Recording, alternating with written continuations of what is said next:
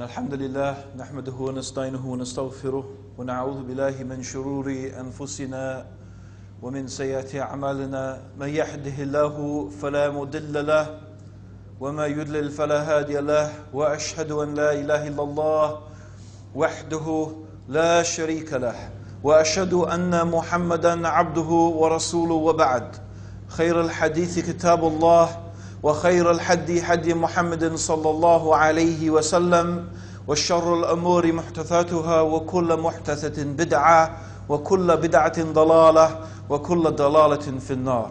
We begin by praising Allah. We praise Him, we seek His help, and we ask for His forgiveness. We seek refuge with Allah from the evil of ourselves and from the evil consequence of our evil actions. Whomsoever Allah guides, there is none to misguide, and whomsoever Allah leaves to go astray, there is none to guide. And I testify that Allah alone is worthy of worship, and that Muhammad sallallahu alayhi wasallam, he is the servant of Allah and he is His messenger. After that, the best speech is the book of Allah, and the best guidance is the guidance of Muhammad sallallahu alayhi wasallam. And the worst of all the affairs are those matters that have been newly introduced into the religion. And every matter that is newly introduced into the religion of Islam is a bid'ah, an innovation. And all of the bid'ah, all of the innovations are misguidance. And everything that is misguidance from the straight path that Allah subhanahu wa ta'ala has given us, whatever goes astray from that path is destined for the fire. My dear brothers and sisters in Islam, may Allah subhanahu wa ta'ala have mercy upon you.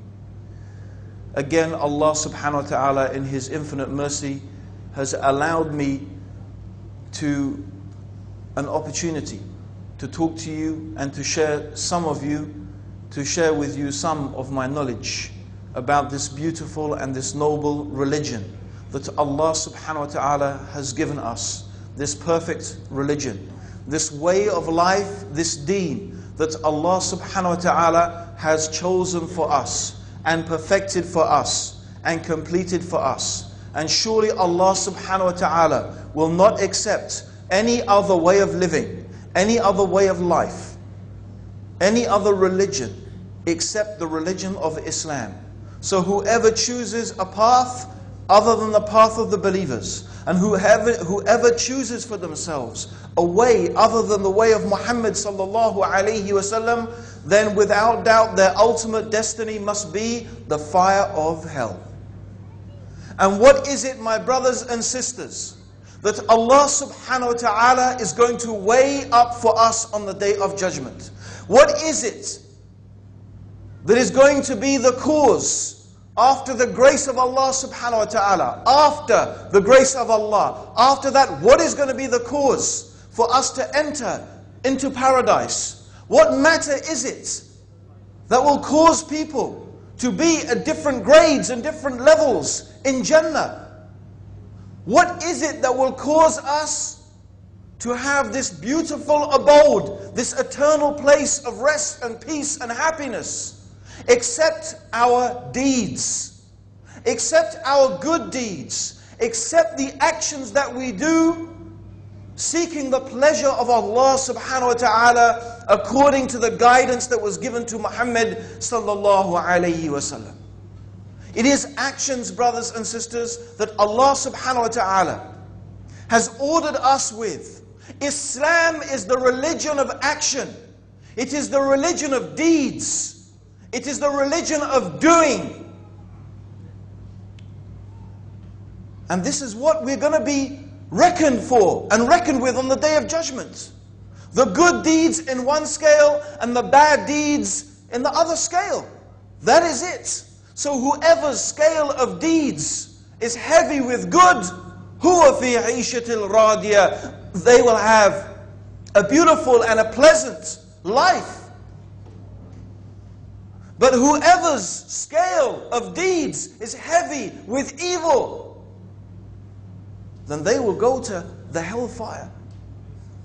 This is what Allah is going to reckon for us. And when the people go into paradise, the angels will say, peace, welcome to you. This is your reward for what you used to do.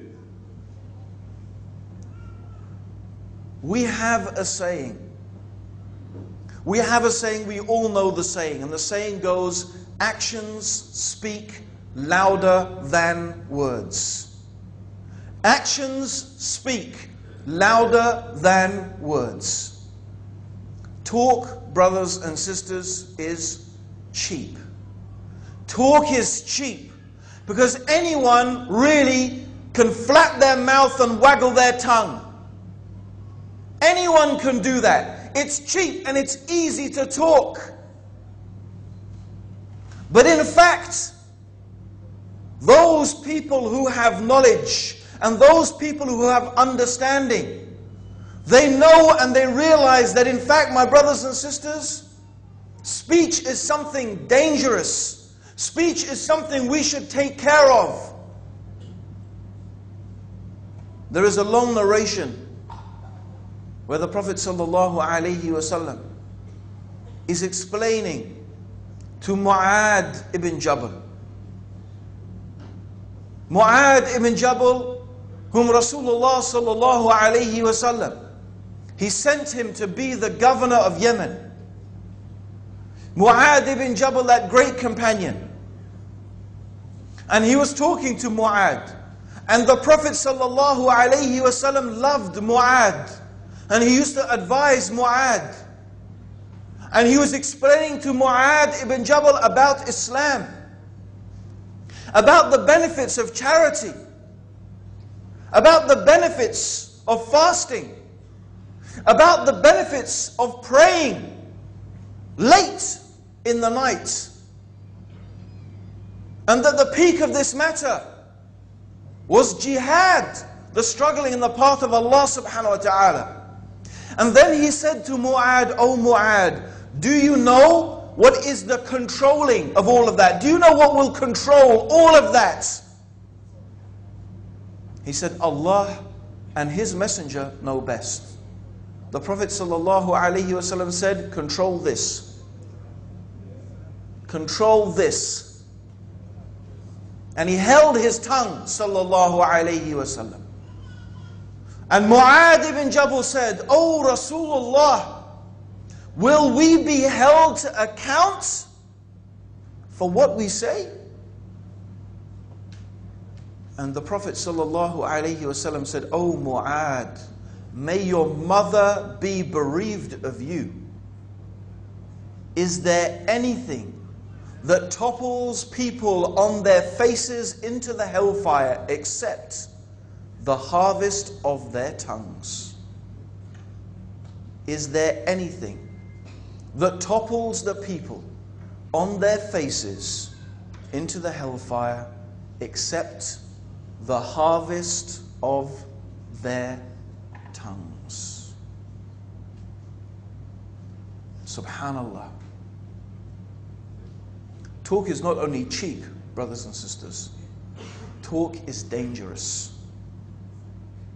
Talk is dangerous. The Prophet ﷺ said, "Speak good or keep silent." Speak good or keep silent. If, my brothers and sisters, you don't have something good to say, shut up. If you don't have something to do good to say, close your mouth. Don't speak. Speak good or keep silent. Because your tongue and what you say with your tongue, Allah will take you to account for it. And how often have I seen in my life, and in the life of my family, and in the life of my friends, and in the life of my brothers and sisters, the evil consequences of the harvest of our tongues. That we say things, and we make claims, and we talk, and we talk, and we talk, and we don't realize that we are sowing seeds, and often we are sowing the seeds of our own destruction. Because your words, they are like seeds, brothers and sisters. They are like seeds. From these words, something will grow. Imagine that. Every word that comes out of your mouth, it is like a seed. A seed you're putting in the ground. You can plant good seeds, or you can plant bad seeds. You can plant crops that will feed, trees that will grow and provide shade and shelter.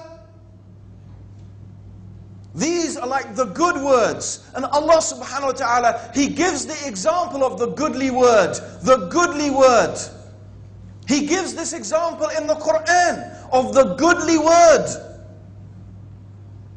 It is like the corn. It is just one seed. It is amazing. The corn seed is just one seed. But if you sow it like a goodly word, and it grows, and it reaches harvest time, what does it bring forth? 100, 1,000 or more seeds. Things that people can utilize to eat and to live. But the evil word, brothers and sisters, is a cause for destruction. It is like sowing thorns and nettles. We should be very, very careful about what we say. Very careful. Because words are dangerous. And brothers and sisters, Allah tests us with our words. Allah tests us with our words, and our words have consequences. And we find that many brothers and sisters, they talk a lot, and they criticize a lot, and they claim a lot.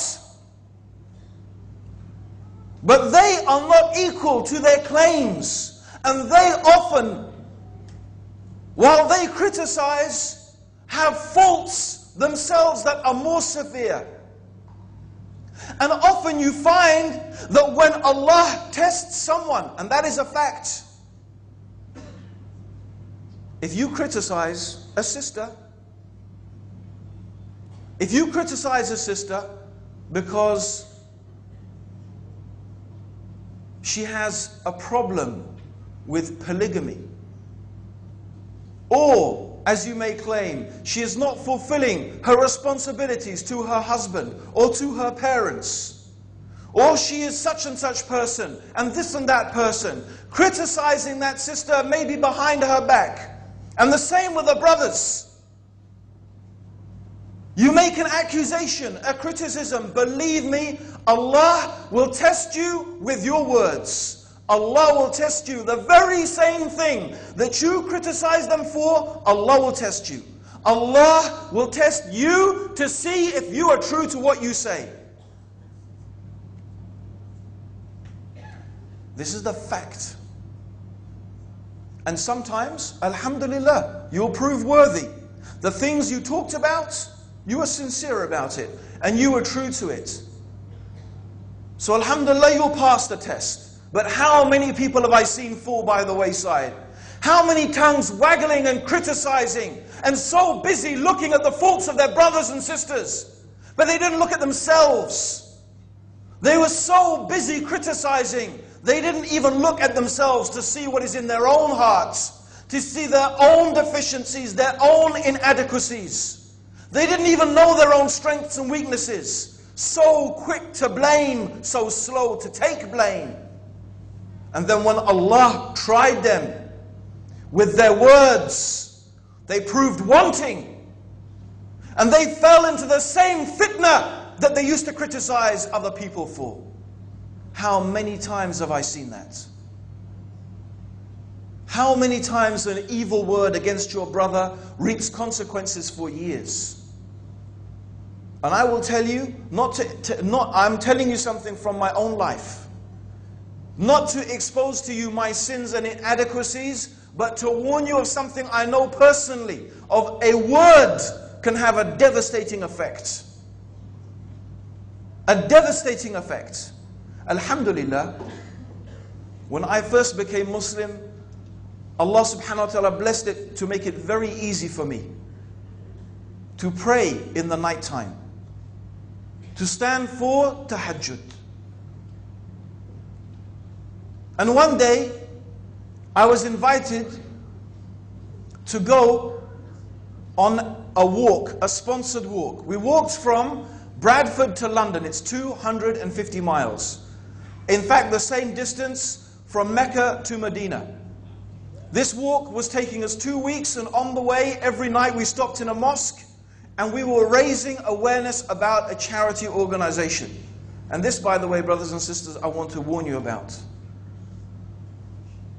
It was an action, and inshallah, I hope a good action pleasing to Allah. But sometimes, and this is very dangerous, you can become proud of your actions.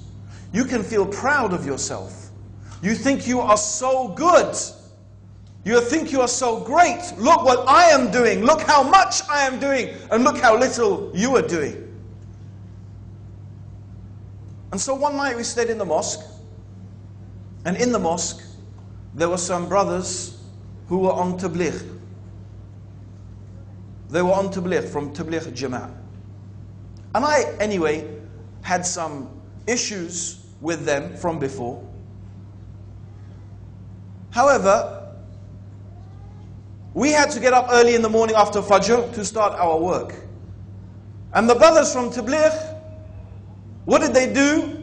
Instead of getting up and getting ready and doing whatever, they were sleeping. And I said a word. I said a word, an unjust word about them. I said, all these people do is they sleep. Wallahi, what an unjust word to say about them. I could have said a just word. I could have made a just criticism, but this was not a just criticism. You know, brothers and sisters, from that time, for years and years and years, I found it almost impossible to get up for tahajjud. I really believe from that day, Allah subhanahu wa ta'ala put a fitna on me because of the evil of an unjust word that I said. This is the harvest of the tongue. A foolish word, an unjust word spoken about your Muslim brother and sister. This is the harvest of the tongues. And if this is the harvest of the tongues in this life, how will it be on the day when we stand in front of Allah subhanahu wa ta'ala? How will it be on the day of accounting? How will it be on the day of reckoning?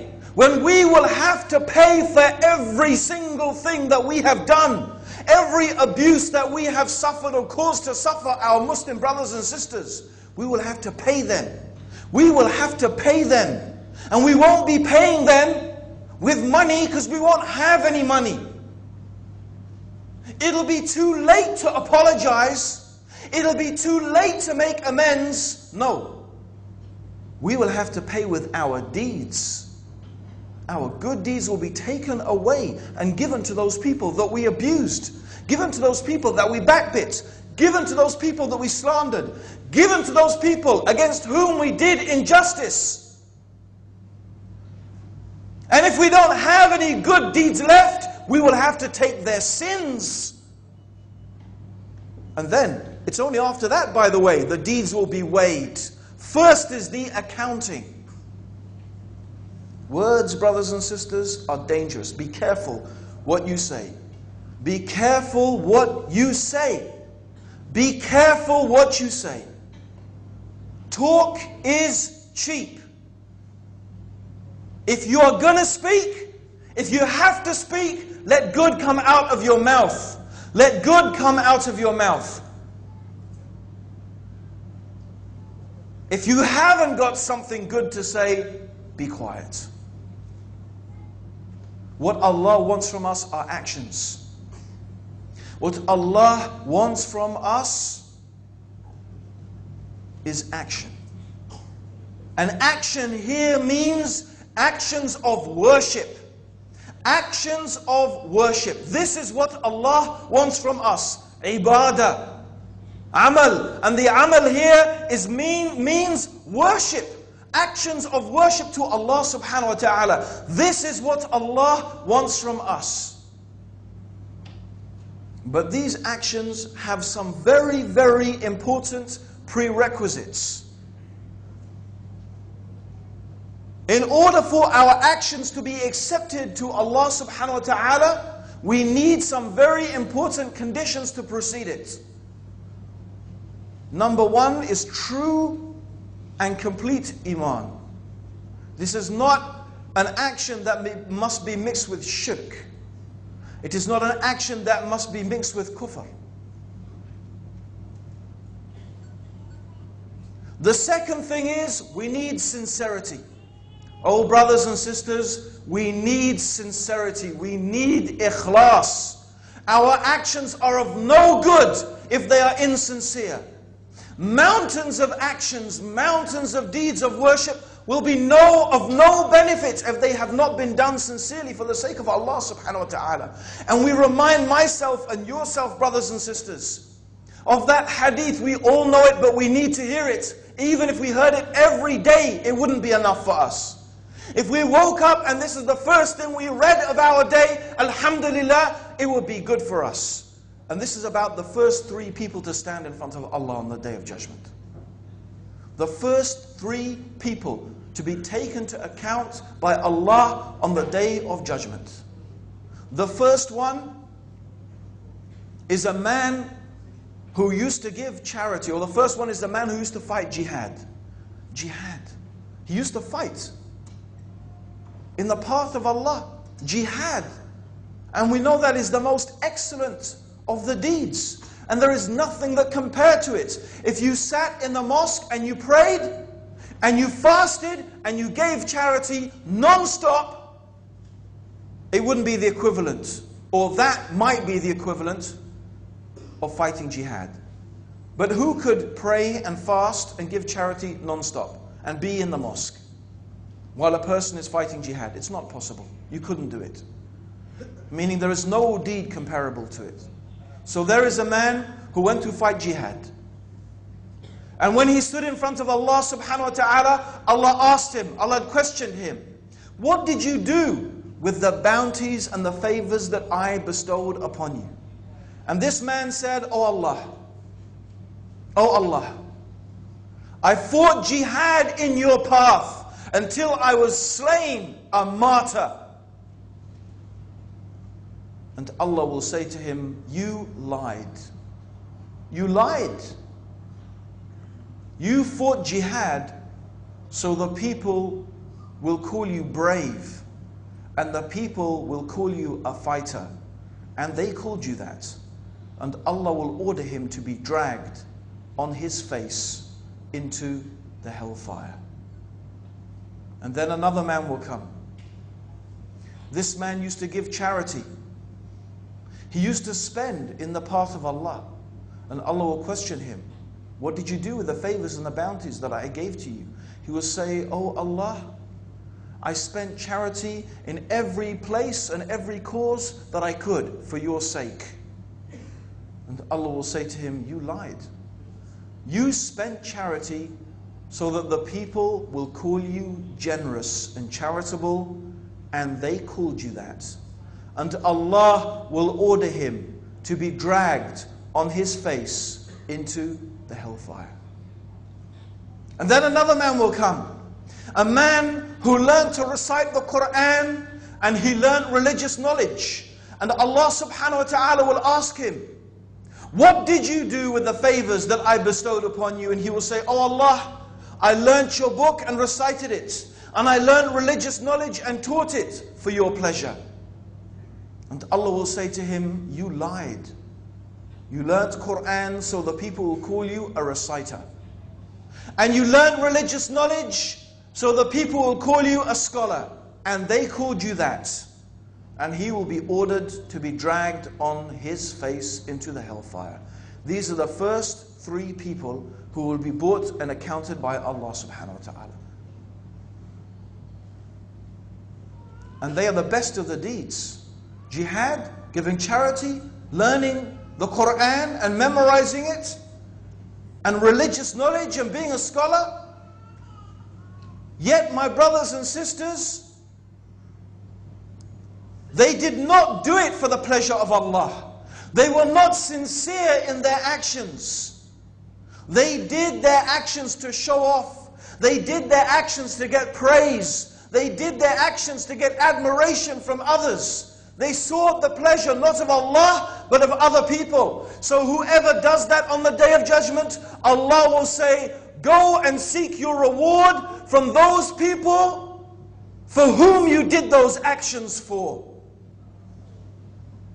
If you want a reward, go and get your reward from them. So this is the first matter, brothers and sisters. And I think if we spent time and we spent our energy and we focused our attention on making our deeds sincere, we wouldn't have time and energy to be looking at the faults of our brothers and sisters.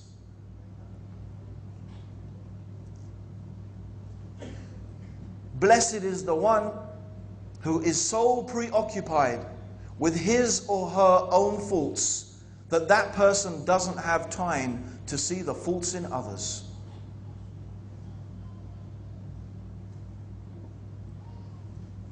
That's a fortunate person.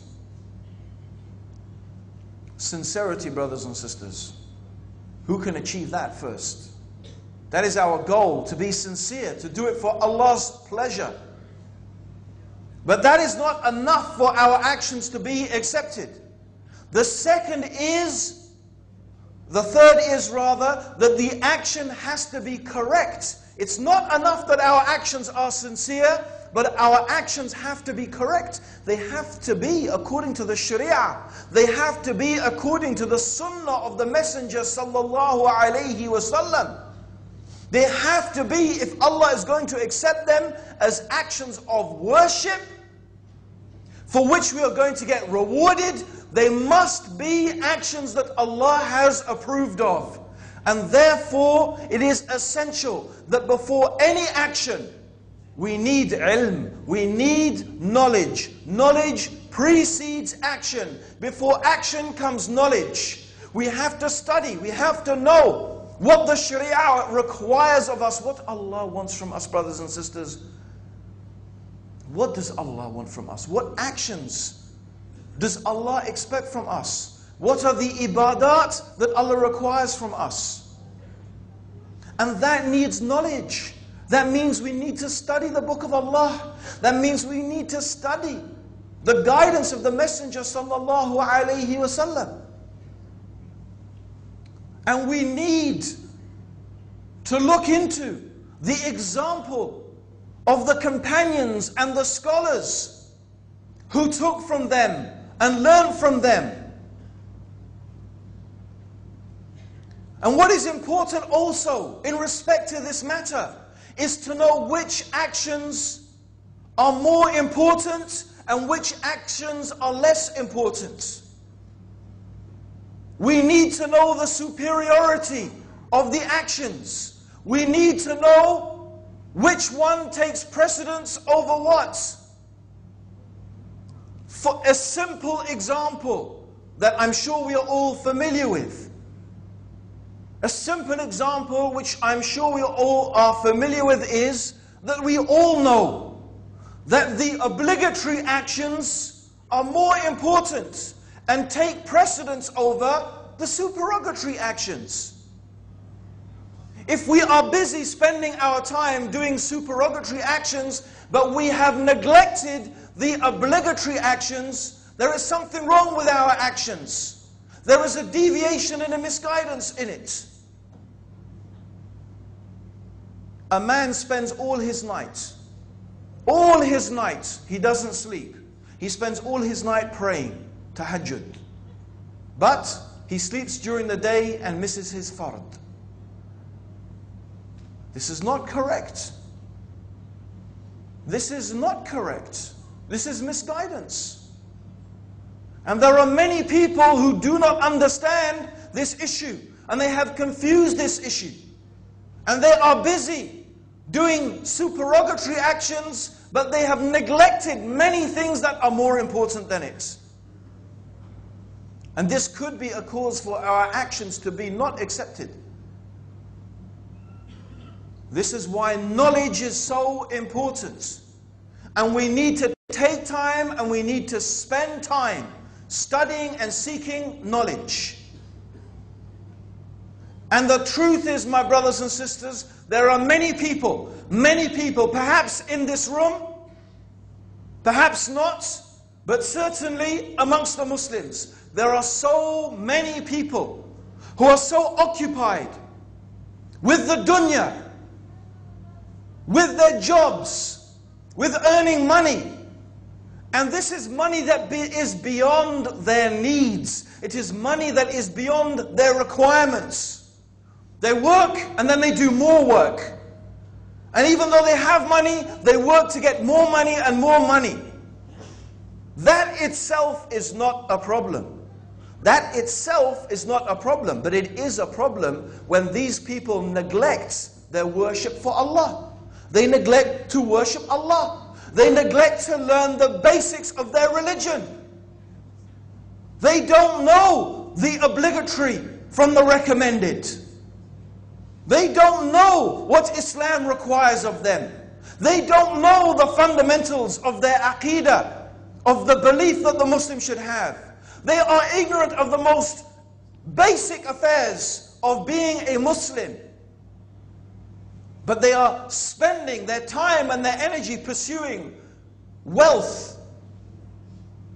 And they're never satisfied. They have thousands of pounds, but they want thousands of more pounds. They have thousands of dollars, they want thousands more dollars. But these are people who know nothing about their deen, who have not studied it and have not learnt it. And then they give the excuse. And there are people occupied and so preoccupied in their dunya. And they give the excuse. You see, they say, working to provide for my family is a type of worship. Working to provide for my family is a type of worship. And this most certainly is true. Working to provide for your family is a type of worship. But you know what? Going to your wife to guard your eyes and to guard your private parts is also an act of worship. But what would you say of a man who does nothing except spends all his time going to his wife and doesn't concern himself with learning his deen? Eating is also an act of worship if your intention is to make yourself strong physically and mentally. But that doesn't mean you can spend your whole time non-stop 24 hours a day eating and eating and eating. It is the same with working. With work, brothers and sisters, this is the rule. You treat the work like you treat the toilet. Work, you treat it like the toilet. You know, you go there when you need to. You go there when you need to. You have no business making your life there, spending all your time there. You go to it when you need it. When you finish, you get out. Work is like that. You get what you need, and then the rest of the time you do what? You spend your time studying, learning, giving dawah, praying, reading Quran, giving charity, helping the poor and the needy, involving yourself in the needs of the community, helping your family, your mother, your father, your wife, your children. This is what you should spend the rest of your time. And if you need a little bit of time, maybe to relax and unwind, that is fine also. It is like, however, eating. You do it in order to give yourself more energy to worship Allah. A scholar once saw a man wandering around aimlessly. Just wandering around aimlessly. And the scholar said to this man, "What are you doing?" He said, "I have finished my jobs and I finished my affairs. I'm just wandering around." And he said, "Is this what Allah has ordered for the person who has finished his affairs?" Because you know what? Allah has ordered you with something. When you have finished your affairs and you finished your work, there is something that Allah has ordered you with. And that is to worship Him. So brothers and sisters, listen to this hadith Qudsi. Verily Allah says, O son of Adam, free yourself for my worship, and I in turn will fill your chest with satisfaction and remove your poverty. And if you don't, I will fill your hands with distraction and will not remove your poverty. Subhanallah. O son of Adam, free yourself for my worship. Free yourself for my worship. If you do that, Allah will fill your chest with satisfaction. What is the use of the dunya that never satisfies you? What is the use of wealth that gives you no happiness?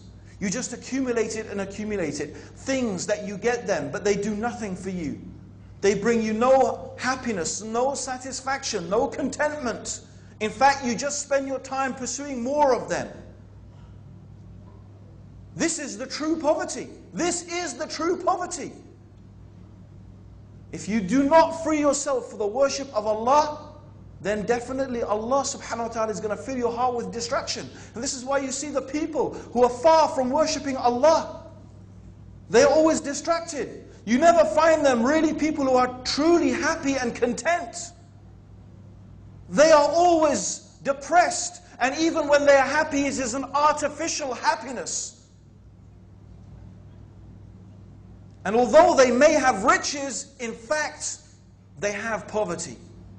Because the true wealth, brothers and sisters, is contentment. So free yourself for the worship of Allah subhanahu wa ta'ala. This is what we must do. We work according to what we need. As I said, treat it like the toilets. You go there when you need it. The rest of your time should be pursued in studying, reading, learning about Allah's deen, seeking ilm al-nafi', beneficial knowledge. Beneficial knowledge. Knowledge that will benefit you. And this is important. What is beneficial knowledge? What is beneficial knowledge? Beneficial knowledge, brothers and sisters, is what leads to amilus salih, righteous actions. Ilmul nafi' wa amilus salih. Beneficial knowledge and righteous actions. And there is a beautiful saying of one of the scholars. He said, knowledge that does not cause you to weep is not beneficial. Knowledge that does not cause you to cry for the fear of Allah, it's not beneficial. This is the beneficial knowledge. The knowledge that will benefit you is what is going to benefit you when you meet Allah subhanahu wa ta'ala on the day of judgment. This is the beneficial knowledge. Knowledge is never to be sought for its own sake. No. Knowledge is to be sought so that we can translate it into action. Knowledge that is not transformed into action will only be a witness against you on the day of judgment. So we seek knowledge in order to translate it into action. But we cannot do action without knowledge. Knowledge without action is no good. Action without knowledge is no good. No, knowledge that leads to action. Act on what you know. Act on what you know and seek knowledge in order to act on it. When you come to these lectures, brothers and sisters, when you come to these lectures, have one intention in your mind, that you've come here for the sake of Allah to get some knowledge which you are going to act on and you are going to implement it. And do it straight away. Don't procrastinate. Procrastination equals destruction. Procrastination equals destruction. What is procrastination? Easy. Bukra insha'Allah. That's what the word procrastination is easily translated as. Bukra insha'Allah. Tomorrow, God willing, procrastination. I'll leave it till later. I will do that later. I'll do that at another time. Procrastination is destruction. It is a deception of shaitan. Act on your knowledge. Don't procrastinate. Don't leave it to say your prayers. Don't leave it to approach Allah and get closer to Allah. Don't leave it to get that obligatory knowledge that you have. No. Act on your knowledge, brothers and sisters. And this is how we found the Sahaba. This is how we found the companions of the Prophet. There is a narration, I don't remember the names of the companions involved, but one of them, there is a battle, a jihad taking place, a battle. And one of the companions asks another of the companion, oh such and such, is it true that the Prophet ﷺ said that if I die fighting in the path of Allah, I will go to paradise? He says, yes, that is true. I heard the Prophet ﷺ say that. So he was eating some dates, he threw them away, and he went and fought and died. SubhanAllah, benefits in this small narration.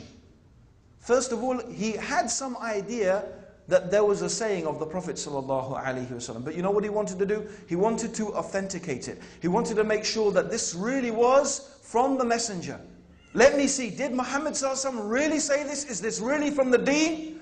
And once he found out and once he realized, yes, this is from the deen, what did he do? He went and acted on it. He didn't procrastinate. He didn't sit there saying, oh yes, thank you, that's very interesting. Now let me see what else I can do. Now, and a lot of people are like that, brothers and sisters. People want to come and ask me questions. And as I was giving this talk, it came to my mind, and I'm not going to mention anyone specifically, but people come and ask me questions. Oh brother, do you think such and this and that is in my life? Do you think I should happen? Do you think I should do this, or what do you think I should do? Now some things, it's a matter of ijtihad, it's a matter of interpretation. In fact, very often people know their own situation better than I could ever know it. But sometimes there is a clear Sharia ruling that no, this is haram. This is forbidden.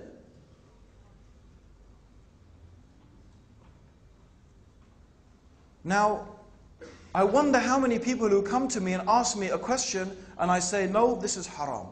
A sister may ask me, I have a husband, he doesn't pray, he doesn't practice, he's committed adultery.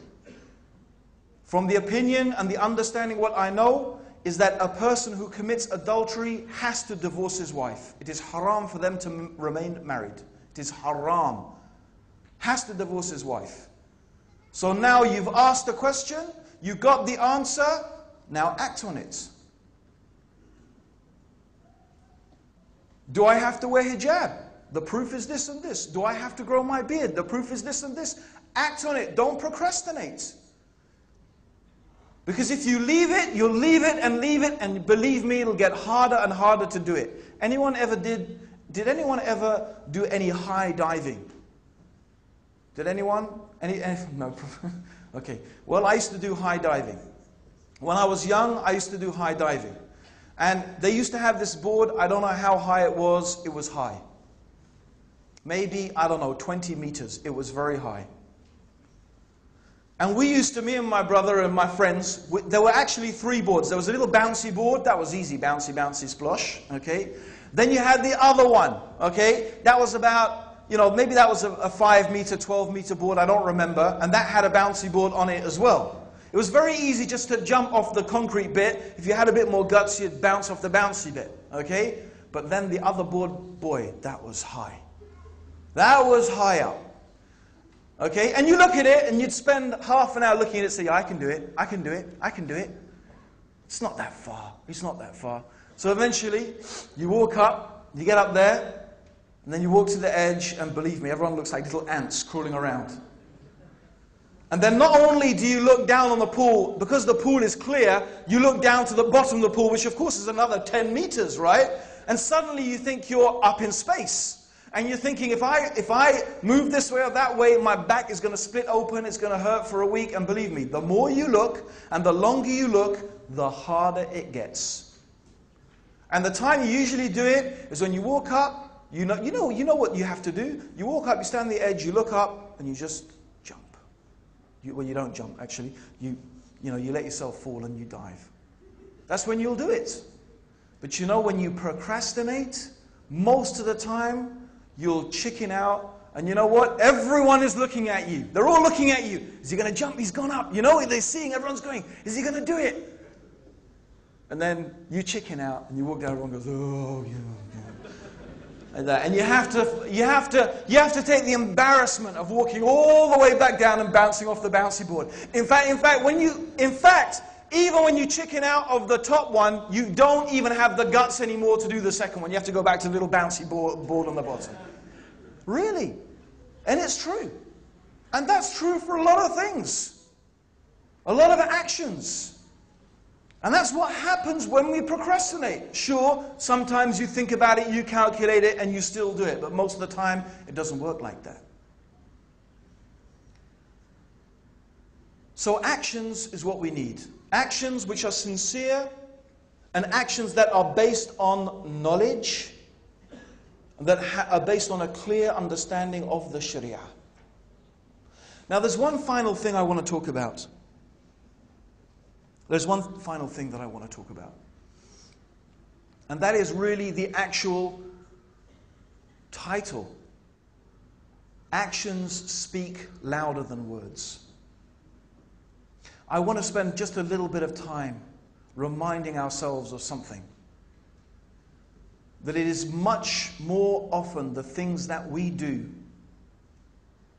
rather than the things that we say that affect people. And the history of Islam bears testimony to that, brothers and sisters. The history of Islam, from Rasulullah sallallahu alayhi wasallam to his Sahaba, to those people who spread Islam, our pious predecessors who spread Islam across the face of this earth. And it still holds true today. We find that actions speak louder than words. Remember the incident? We all know the story of the Jewish woman who used to throw rubbish on the Prophet ﷺ when he lived in Mecca. We all know that story. How the Prophet ﷺ, every day he went out of his house, she would wait for him and throw rubbish and throw rubbish. One day Rasulullah ﷺ walks out of his house, goes down. Wait a minute, I didn't get my usual delivery today. I mean, that's not what he thought, but something like that, because he didn't get thrown with rubbish. But this is Rasulullah ﷺ. What did he think? Now I know what we would think: dirty Yehudi, kafir, dog, khabith. Huh? I hope she's dead. It's us, yeah? Huh? This is us, okay? No, Rasulullah sallallahu he wasn't like us. Rasulullah was concerned about his neighbor. And we know what Allah subhanahu wa ta'ala revealed and told us about the rights of our neighbor. In fact, Jibreel used to tell Rasulullah sallallahu alayhi wasallam about the rights of the neighbor so much, he thought that Allah was going to reveal that the neighbor should share in inheritance. And Rasulullah sallallahu alayhi wasallam was a person who cared about people, even his enemies. He cared about them, and he loved and desired and hoped and prayed that they would be guided to Islam. So what did he do? He went to inquire about this woman, to see whether she was well, to see whether she was okay. Is there anything that he could do for her? He is her neighbor. When she heard about this, she said, this is truly the character of a prophet of God. Ashhadu an la ilaha illallah wa ashhadu anna Muhammad Rasulullah. This is actions, speaking louder than words. This behavior, this character, this nobility of Rasulullah sallallahu alayhi wasallam did something which preaching and words and talking could never do and could never accomplish. And believe me, if we study the seerah of the Prophet sallallahu alaihi wasallam, if we look to the way the Sahaba were with the Prophet sallallahu alaihi wasallam, it used to impress people so much. One man said, he said, I've been to the court of Caesar, and I've been to the court of the Persian emperor. I have seen rulers, but I have never seen people respect someone as Rasulullah sallallahu alaihi wasallam was respected by his companions. And this moved him and impressed him so much. And the generosity of Rasulullah sallallahu alaihi wasallam was overwhelming. He used to give and give and give. He used to give as if there was no such thing as poverty. He would give as if there was no such thing as poverty. One day a man came to the Prophet sallallahu alaihi wasallam and asked the Prophet for something. The Prophet said to him, you see this valley of sheep? There was a whole hillside filled with sheep. He said, it's all yours, take it. The man went back to his people. He said, oh my people, embrace Islam. Because Muhammad gives, and Muhammad gives as if there is no poverty. Actions speak louder than words. We see how Muslims showed the example of justice. There is the famous story how Amr, the general who opened Egypt, struck an Egyptian Copt with his whip. Because he was in the way, he's riding on his horse, and he's just a Christian. He whipped him out of the way. But this man, he knew and heard about the justice of Umar. So he traveled from Egypt to Mecca to seek an audience with Amir al-Mu'mineen, and he himself stood in front of Umar. Subhanallah. An Egyptian peasant standing in front of the ruler of the whole of the Muslims and complained to him about his treatment of his general. And Amr happened to be there at the time, making tawaf. And Umar ibn al-Khattab called him. He said to him, is it true what this man says? Amr looked at him, yes, it's true, so what? Umar took his stick, he gave it to this Egyptian Christian. He said, hit him as he hit you. The man said, no, Amir al-Mu'mineen. Ashhadu an la ilaha illallah wa ashhadu anna Muhammad Rasulullah. Actions speak louder than words, brothers and sisters. This is what we mean. And I am just selecting a few examples. Islam is full of examples. We know that Islam was spread. In the countries where Islam is today, most of Islam was not spread by conquest. Most of it was spread by example. Yes, by dawah, some by preaching, but mostly people saw these Muslims, saw the way they behaved. They arrived as traders. And how did they trade? Like us today? Cheating, stealing, see how much we can rip them off? As one brother said, he's going to give me a hard time for this, but I can't resist it. As one brother said, his job is to fix things. I won't say what might give it away. His job is to fix things. What did he do? Put out the plug, put it in, $120, please. I mean, it's the normal rate, fair enough. Okay? But, okay, it's not the type of thing that spreads Islam, right? Seriously. Look at the traders. If you look at them, their action, their behavior, their honesty, their truthfulness, their trustworthiness. Subhanallah.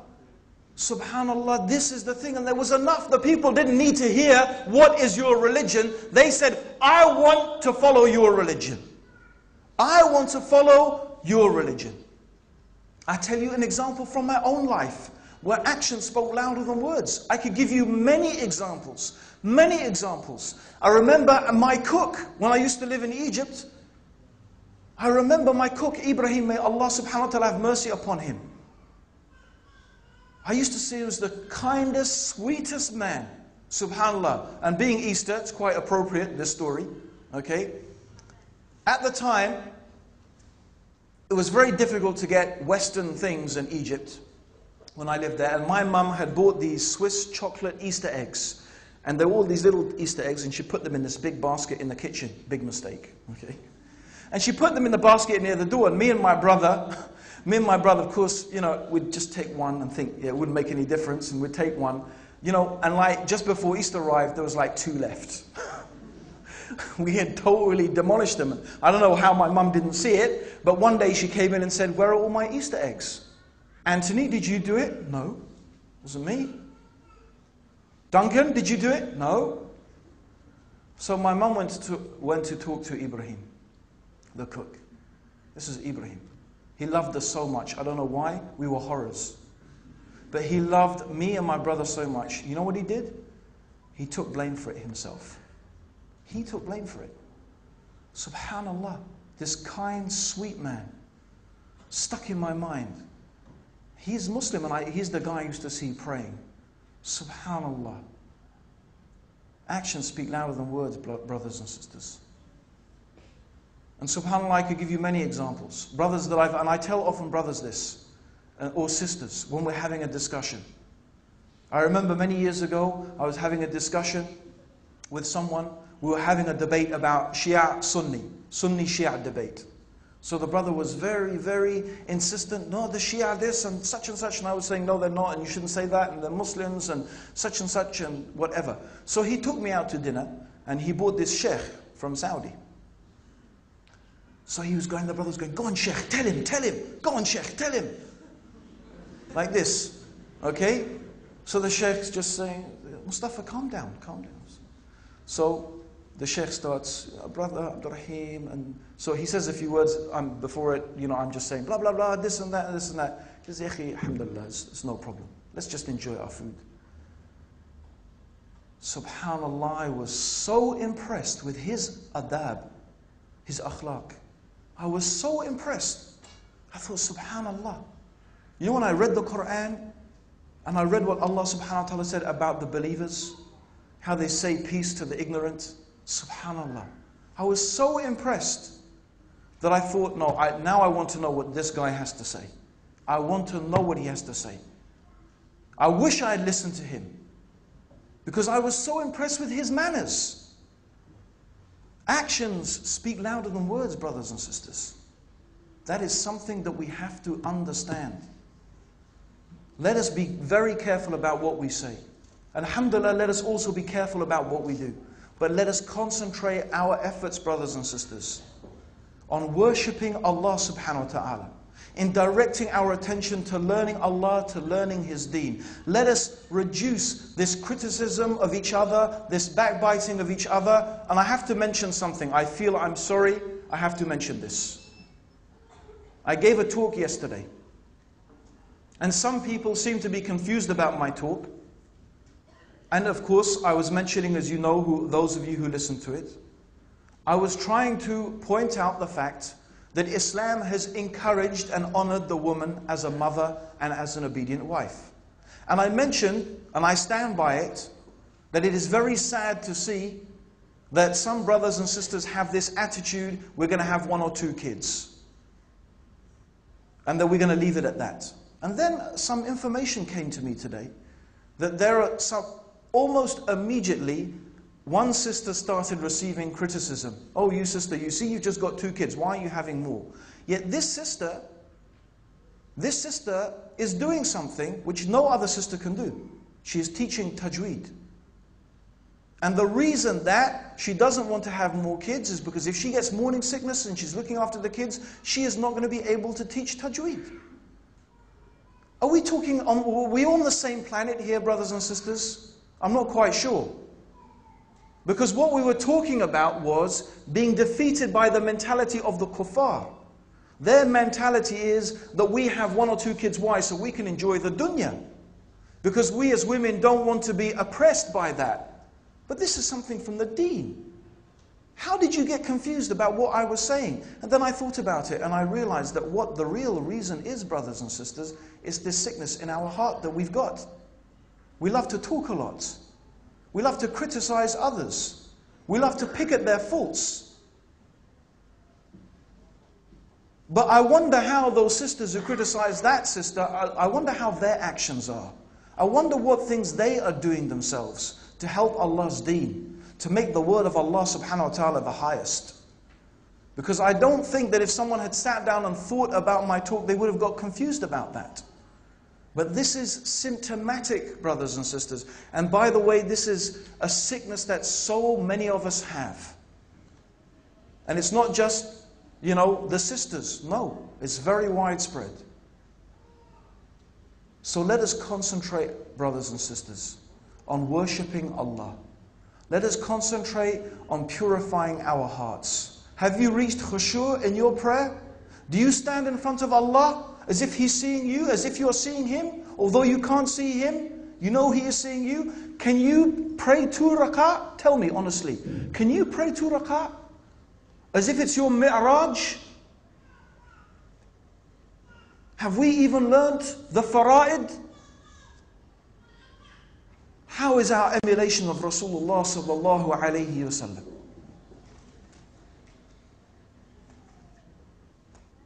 Brothers and sisters, these are the things I want all of us to think about. Myself, it's not a criticism of anyone. First, it starts with me. And inshallah, I hope these words are for me first, before anybody else. And finally, brothers and sisters, I want to mention something. I'm not going to preempt Abu Hamza's talk. He may talk about this, he may not. But one final thing that I want to mention is this. I want to encourage all of us to love one another, brothers and sisters. Let us love one another. Because you know what? That's something we're really missing. It's there, alhamdulillah, a bit. We need it more. We need love. I know it sounds like some hippie, whatever, this and that, but really, believe me, the more I think about it, the more I want to tell you, brothers and sisters, all of you. Everyone here today, everyone who came, I love you for the sake of Allah subhanahu wa ta'ala. I love my Muslim brothers and sisters. Alhamdulillah for Islam. And believe me, if I love you for your Lebanese cooking, okay, it's very good by the way, okay, and I love you because you're good-looking people, okay, and I love you because you're friendly Aussies, okay, believe me, you know what? It's no good. It's no good. It's actually useless. We need to love each other for the sake of Allah subhanahu wa ta'ala. We love each other for our Islam. Because we're upon this noble, beautiful deen that has been given to Muhammad sallallahu alayhi wasallam. We need to tell each other we love each other. We need to be brothers and sisters in Islam. We need to support each other. We need it so bad. Especially living here in the West. We can't afford to be any other way. So this is something else, brothers and sisters, we have to work on. We have to work on it. We have to work on reminding ourselves how we should be to our Muslim brothers and sisters. How we should love for our brothers and sisters what we love for ourselves. And we know the hadith, we all know it. That we can never truly have true iman until we love for our brother and love for our sisters what we love for ourselves. Spend our time and energy working on that, brothers and sisters. And let us advise each other in the best way, in the way that we would accept it. If we wanted someone to talk to us, just think about it. Think. If you want to talk about someone or talk to someone, think first. How would I like that person to talk to me? How would I like that person to approach me? How would I like that person to advise me? Love for them what you love for yourself. Deal with them the way you would like them to deal with you. This is the essence, brothers and sisters, really of what it's all about. And that doesn't stop there. Let's take it another stage. Let's take it to the stage of the kuffar. And I'm not saying we love them, but we love for them to be guided to Islam. Let us treat them the way that we would like to be treated if we were them. If you were a kafir, how would you like to be treated by a Muslim? How would you like to be approached by a Muslim? Whether it's the police, whether it's the normal person in the shop, whether it's your work colleagues, think about it. Because really, brothers and sisters, the other action we need to occupy ourselves with here is da'wah. Is da'wah. And I truly believe if you really occupy yourself with da'wah in this country the way you should, most of our problems, 99% of them, I believe, would dissipate. You wouldn't have time. We would not have time for most of the nonsense that goes on between us. And that's what I found. When I look back in England and I see some of the things the brothers are saying over there and the criticisms they are leveling and calling people who have been on the sunnah for years and calling to the sunnah for years, calling them mubtadi'een and stuff like that and innovators and accusing them of this and this. And I know you have the same thing here. I look at them and most of the time I find that these brothers are not involved in giving da'wah to the kuffar. They are not. 90% of them are not. Because believe me, if they were, they would not have time for that type of stuff. This, my brothers and sisters, is my sincere advice to myself and yourself. I love all my brothers and sisters in Islam for the pleasure of Allah, inshaAllah. And I want to say also that if I have said anything to upset my brothers and sisters that was unjust, then I ask for your forgiveness. I ask for your first Allah's forgiveness and then your forgiveness. We don't want to have any problems between us on the Day of Judgment. And finally, Allahumma salli ala Muhammadin wa ala alihi wa sahbihi wa sallam. Assalamu alaikum wa rahmatullahi.